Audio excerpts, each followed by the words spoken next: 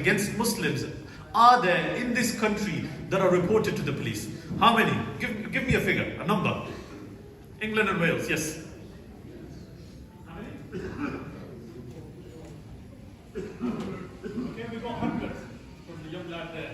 Anyone else? About 30% to 40% quite, and some are even not reporting. No, we'll come to that, inshallah. But first of all, just a number, just a figure. Anyone else with a number? Anyone? No? Okay, go on. 500. So we're in the hundreds from the lads on this side, mashallah. Okay, let me ask a second question. A bit difficult with a big group, but let me ask a question. Mention one serious attack on Muslims that you are aware of. One very serious. We're not talking about somebody being slapped or spat on or something. One serious attack that you know that has occurred on Muslims in Britain. Anything, inshallah, and anyone. Putting the mosque on fire. Sorry? Putting the mosque on fire. Putting a mosque on fire. Give me a specific attack that you know about, like a particular case. Recently, a couple of weeks ago, it happened in Birmingham. Couple of weeks ago in Birmingham, I think one of the mosques they slashed the windows. I want something more serious than that. It's very serious, and this happens all the time. Mosques are attacked regularly. But I want something very serious, a real serious attack on Muslims that you may know about. Yes, at the back there. You're going to have to shout. The attack against our beloved Prophet Muhammad sallallahu alaihi wasallam. Very serious. I'm talking about individual attacks on individual Muslims. A few months ago, I think it was. शुक्रिया अदा करना चाहूँगा कि उन्होंने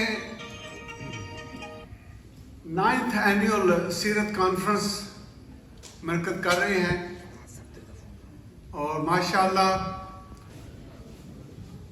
prejudice के हवाले से वो आपने देखी जो फिगर जो पाई चार्ट दिखा रहे थे ये लास्ट ईयर का जो फिगर है वो ये है कि जितने भी हेट क्राइम हुए हैं यहाँ पे उसके टोटल को जब देखें तो 42% ये मुसलमानों के खिलाफ थे। बरतानिया का माशरा एक डाइवर्स माशरा है और हम प्राउड होते हैं इस रिचनेस और डाइवर्सिटी के हवाले से। तो 42% जो क्राइम थे ये मुसलमानों के खिलाफ थे। तो अगर आप इसी चीज को देखते जाएं कि इससे पहले साल क्या था, उसके पहले सवाल क्या था, उसके पीछे जाएं तो सवाल क्या था, तो हमेशा जो चीज सामने आएगी वो ये है कि ये जो फिगर है ये अराउंड 50 और 42 के दरमियान रहता है और हर साल सबसे ज्यादा मुसलमानों के खिलाफ होते हैं। और सिर्फ यही नहीं है, तो अगर आप देखें कि दूसरे नंबर पे कैटेगरी कहां पे है, वो भी एक मील हमारे पीछे है। तो ये वो ग्राउंड रियलिटी है। तो ये मसला कैसे सीरत के नुक्ते नजर से हम देख सकते हैं। एज ए मुसलमान हम इस चीज पे ईमान रखते हैं, कुरान हमें ये चीज बताती है। कुरान के जो नबी करीम सल्लल्लाहु अलैहि वसल्लम है वो उनकी जो जिंदगी है वो बेस्ट एग्जाम्पल है और जो अमली तौर पे हम देखते हैं कि एक जहलीत के जमाने में उस अरब पेनिसुला में उन्होंने ये तब्दीली कैसे लाए जो आज हम 21st सेंचुरी में भी स्ट्रगल कर रहे हैं। और फिर बरतानिया में जो हम समझते हैं कि एडवांस कंट्रियों में आता है, अमेजिंग इसकी हिस्ट्री है। तो क्या चीज थी?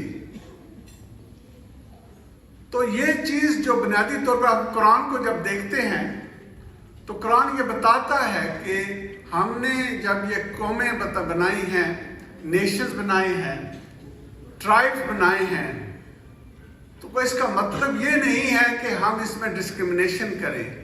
इसका बुनियादी मकसद ये है کہ آپ پہچان کریں, ریکگنائز ایک دوسرے کو کریں. تو یہ وہ تعلیم ہے. یہ جو تعلیم ہمیں دی جاتی ہے پھر کہ ہماری ایکوالٹی ہے, تو یہ ایک عجیب چیز ہے, آپ کو نظر آتی ہے. happening in Qatar these days. اور اس میں جو ایک چیز I've picked, not just football کا مجھے شوق ہے, لیکن ایک چیز جو میں نے پک کی اس میں سے جاپان کی team, they've moved to the next stage, but more than that they've become really top of the town, not just in Qatar but all around the world. کیونکہ ان کے جو تماشائی تھے اور جو پلیئرز ان کے تھے, پوسٹ میچ سیلیبریٹ کرنے سے زیادہ وہ وینیو کی صفائی, یعنی لٹر کو اٹھانا اور باقی جو انہوں نے کیا, اس پہ people are talking more about those things rather than کہ کتنے اسکلفل ان کے پلیئرز ہیں. کسی نے یہ نہیں پوچھا کہ جاپنیز جو ہیں ان کا ڈومیننٹ ریلیجن کیا ہے. مجھے پتہ ہے because I have served in Japan, اور میں لوگوں کو کے ساتھ کافی عرصہ میں نے گزارا ہے. بدھزم اور شنٹوئزم ان کا ریلیجن ہے جاپنیز کا. لوگوں نے یہ نہیں پوچھا کہ ان کے ریلیجن میں کیا باتیں ہوتی ہیں اور ان کے ریلیجن کی سے. لوگوں نے یہ دیکھا کہ جاپنیز خود کیا لوگوں کے سامنے مظاہرہ کر رہے ہیں. What are they showing to the world as a not just as a nation but as a group of people. I mean, there are 120 million Japanese ہیں جو دنیا جانتی ہے ان کو.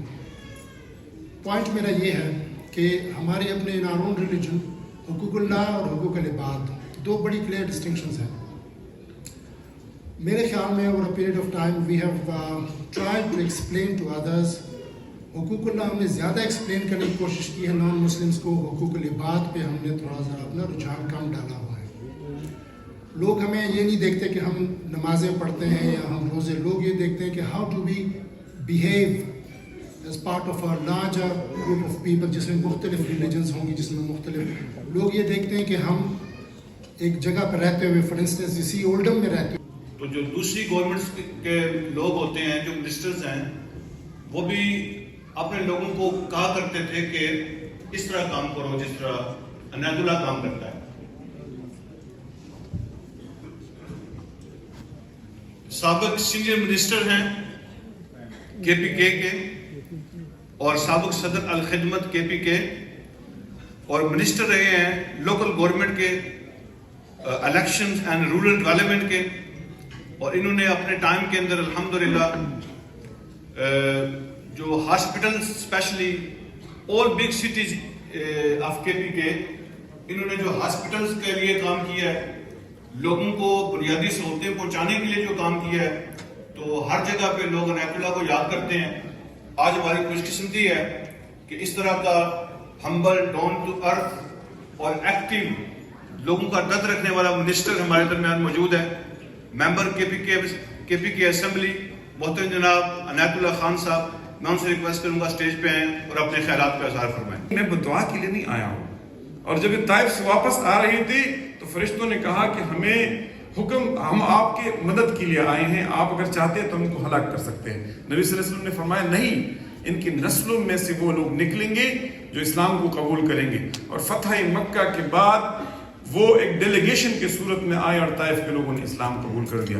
اس لیے وہ کبھی جذبات میں نہیں آئے, وہ سراپا مرضی تھی, سراپا رحمت تھی. اور اسلام امن کا دین ہے. اسلام کے لفظ کے معنی ہی امن ہے, سرنڈر ہے, سپردگی ہے. اب آج ہم یہ کہتے ہیں کہ اسلام جو ہے وہ وائلنٹ ہے, مسلمان وائلنٹ ہے. آپ کو پتہ ہے پوری نبی صلی اللہ علیہ وآلہ وسلم نے 23 سال کے اندر اور آخری وقت میں مدینہ کے اندر جو جنگیں کی ہے, ان سب جنگوں کے اندر مولانا مناظر احسن گیلانی کی النبی الخاتم کے مطابق 1000 لوگوں کی ڈیتھ ہوئی ہے. اور اگر عادل صلاحی جو کہ نبی صلی اللہ علیہ وسلم کی رینوڈ بایوگرافر ہے, اگر انہوں نے کہا ہے کہ یہ جو بنو قریظہ کے لوگ ہیں یہ 7 سب نہیں مرے ہیں, یہ 24 لوگ مرے ہیں. تو اگر اس کو آپ سے اس سے منہا کرے تو نبی صلی اللہ علیہ وسلم کی تمام جنگوں کے اندر سب دونوں طریقے سے 300 لوگوں کی ڈیتھ ہوئی ہے. آپ جا کے دیکھ لیں, فرسٹ ورلڈ وار کو دیکھ لیں, سیکنڈ ورلڈ وار کو دیکھ لیں. تو میں سمجھتا ہوں کہ جو لوگ ہمیں یہ کہتے ہیں کہ آپ وائلنٹ ہیں, ہماری نبی صلی اللہ علیہ وسلم وائلنٹ نہیں تھے. انہوں نے کبھی اقدامی جنگ نہیں کی. انہوں نے ہمیشہ ڈیفینسو وار کی ہے. اور جو جہاد کے بارے میں آیت ہے اس پہ آپ غور کریں, جہاد کی آیتوں کو آؤٹ آف کنٹیکسٹ جو ہے کوٹ کرتے ہیں. جو مشہور آیت ہیں جو نبی صلی اللہ علیہ وسلم کو اللہ تعالیٰ فرماتے ہیں کہ آپ جنگ کریں اس لیے کہ اگر بعض لوگوں کے ذریعے سے اللہ تعالیٰ بعض لوگوں کو, بعض فریقوں کو دفع نہیں کرے گا تو نہ گرجوں کے اندر عبادت ہوگی, نہ چرچوں کے اندر عبادت ہوگی, نہ مسجدوں کے اندر عبادت ہوگی. اس لیے اس آیت کے اندر پروٹیکشن, انسانی آزادی کے تحفظ کے لیے جنگ کی گئی تھی. تو میں سمجھتا ہوں کہ ہمیں یہ تیسرا ہمارا نقطہ ہے کہ ہمیں دنیا کو ایکسپلین کرنا چاہیے کہ ہم وائلنٹ نہیں ہے. ہمیں ان کو بتانا چاہیے جہاد جو ہے, جہاد ہم کوئی ڈیوائن آرمی نہیں ہے کہ ہمارے ہاتھ میں کلاشنکوف ہے اور ہم جا کے ہر نان بلیور کو قتل کریں گے. جہاد تو اسٹیٹ کا کام ہے, جہاد تو ریاست کا کام ہے. اور آج کے دور میں جب کہ ڈپلومیٹک ریلیشنز ہیں, آج کے دور میں جب کہ یونائٹڈ نیشن ہے, آج کے دور میں جب معاہدے ہیں, ہم باؤنڈ ہے, ہم اپنی شریعت کے مطابق, نبی صلی اللہ علیہ وسلم کی دین کے مطابق, اس کی سیرت کے مطابق ہم باؤنڈ ہیں کہ ہم ڈپلومیٹک ریلیشنز کو اس کی تحفظ کرے, اس کو آنر کرے. مولانا اقبال صاحب آ رہے ہیں, میں کنکلوڈ کرنے سے پہلے صرف ایک بات آپ کو بتانا چاہتا ہوں کہ یہ جو آپ برٹن کے اندر رہ رہے ہیں, یہ جو سوسائٹی ہے آپ کے, اس نے آپ کو بہت کچھ دیا ہے اور اس کے اندر اینڈلیس اپرچونٹیز ہے آپ کے لیے, اپرچونٹی اسپیسز ہے آپ کے لیے. اس سوسائٹی کے اندر میں سمجھتا ہوں کہ آپ کی ذمہ داری بنتی ہے کہ یہاں آپ جو چھوٹا سا گروپ ہے اسلاموفوبس کا, اور جو ڈیلیبریٹلی یہ کام کریں گے, جو بگر میجارٹی ہے ان کو اسلام کے حوالے سے علم نہیں ہے, ان کی ایگنورنس ہے, کمیونیکیشن گیپ ہے. کا جاریہ اس کا ثواب ملتا رہتا ہے, یا اس نے کوئی علمی ورثہ چھوڑا ہو, لوگ اس سے فائدہ اٹھاتے ہیں اس کے بعد, تو اس کا ثواب ملتا رہتا ہے. یا نیک اور صالح اولاد ہو, وہ اس کے لیے دعا کرتی رہے تو وہ اس کو ثواب ملتا ہے. تو اس لیے جس طرح مولانا نے کہا کہ امام حضرات صرف گفتگو ہی نہیں کرتے ہیں بلکہ وہ اس میدان میں بھی آ رہے ہیں, تو میرے آنے کی وجہ وہ صرف یہی ہے کہ کوئی چھوٹی کاوش جو کچھ پڑا ہے اس کو آپ خواتین و حضرات کے سامنے, بھائیوں اور بہنوں کے سامنے پیش کیا جائے کہ شاید کسی کے دل میں اتر جائے میری بات اور وہ میری نجات کا ذریعہ بن جائے. اس کا صرف اتنا ہی ہے مقصد ہے اس کتاب کا, اور یہی اس کی غایت ہے. صرف مولانا 1 منٹ اور. تو اس میں ہے کیا, اس کتاب کے اندر ہے کیا چیز کہ طرح طرح کی کتابیں, ہزاروں لاکھوں کی تعداد میں کتابیں مسلسل لوگ لکھ بھی رہے ہیں. میں نے وہ چیزیں جمع کی ہیں کہ جن کو میں نے اپنے لیے سستی اور کاہلی کو چھوڑنے والا اور میدان عمل میں لانے والا, کچھ کرنے کے اوپر ابھارنے والا, ان چیزوں کو میں نے پایا ہے. تو وہ میں نے اکٹھی کر کے گلدستہ بنا کے آپ کی خدمت میں پیش کرنے کی کوشش کی ہے کہ کیونکہ ہماری امت کا بڑا مسئلہ, تحریک کا بڑا مسئلہ سستی اور کاہلی ہے, کہ تاکہ یہ چیز ہم سے اگر دور ہو جائے اور ہم کچھ اپنا کردار ادا کر سکیں. تو اس کے اندر موضوعات جو ہیں وہ دعوت بھی ہے, تحریک بھی ہے, تنظیم بھی ہے, نماز بھی ہے, روزہ بھی ہے, اور معاشرتی جو تعلقات. And smile on his face, and he is greeting us because you are my ummati and you defended Islam and you wanted to promote Islam to the others in the way I did it. That is the beauty is, what is the gap between what the Quran and Hadith is saying and what is the gap with the Muslim behavior? When that gap is bridged, and in this day and age, when all those who are writing about artificial intelligence, writing about data science, writing about the spread of IT, which will be 20,000. These kids are going to be facing 20,000 years of progress in this 1 century. That's 200 years of IT progress in just 1 year.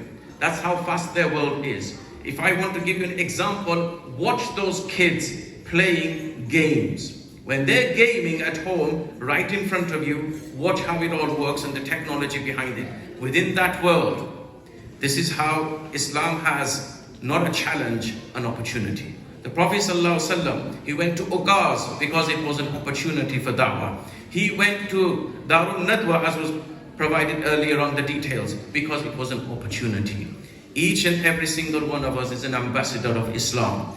And in that role that we have, the function of today's is to learn. The Prophet ﷺ won over the world through his personal character. Those who write SEERAH, Prophet ﷺ, in the Orientalist list of authors who write about the SEERAH, one question always comes up. How did one man from a poor background, who was orphaned at a very young age, was able to change the world so much within a period of 20 years that we cannot find until today the same amount of change within human beings? How did that happen? And the answer they come up with, it was his personal touch. We're going through a state, mind games, heart games. We've got to win the minds and hearts. In order to do that, we need to reflect ourselves as well, and the Seerah of Rasul sallallahu alayhi wasallam is replete with examples of Makkah and Madinah. And in order to close this, as Maulana is beginning his journey up the steps, let me end with you. Everybody is scared of Maulana's approach here today. Let me end with some Urdu poetry.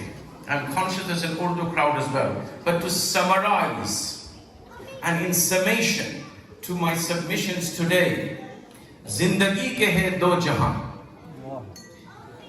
Zindagi ke hai do jahan, ek ye jahan, ek wo jahan. In dono jahanon mein fasla hai ek saans ka. Ye chalti rahe to ye jahan, wo ruk jaave to wo jahan. सांसों के इस माला में रंग चढ़ा लो इश्क़ रसूल का.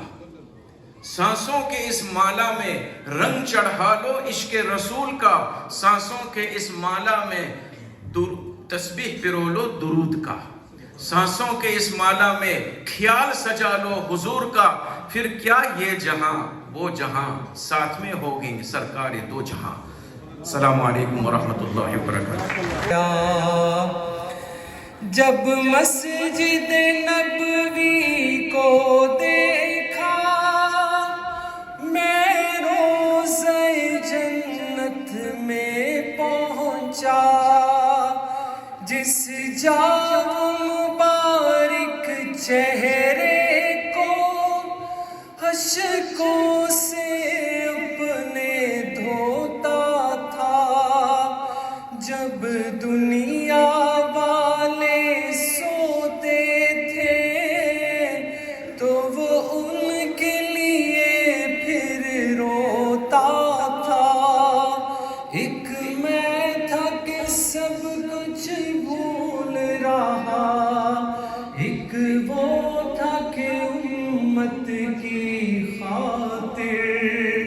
कितने सदमे और कितने अलम झिलता ही गया झिलता ही गया.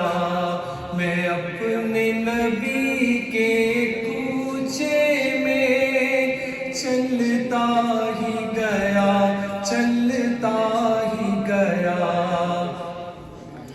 ताइफ की वादी में उतरा तालिब की घाटी से गुजरा. एक शाम निकल फिर तैबा ढलता ही गया ढलता ही गया. मैं अपने नबी के कूचे में चलता ही गया चलता ही गया. मैं क्या लेकर जाऊंगा कौसर की तरफ जब आऊंगा. तलवार में मेरी धार नहीं दीने इस्लाम से प्यार नहीं.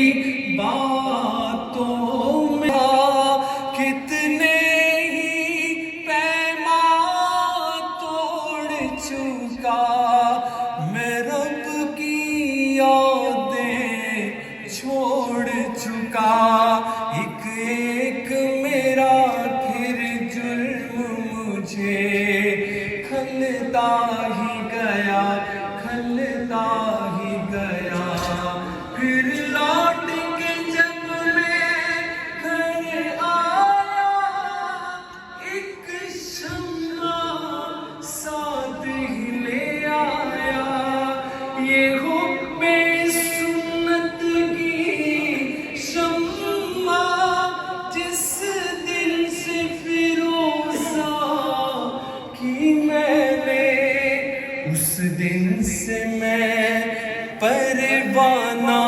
بن کر،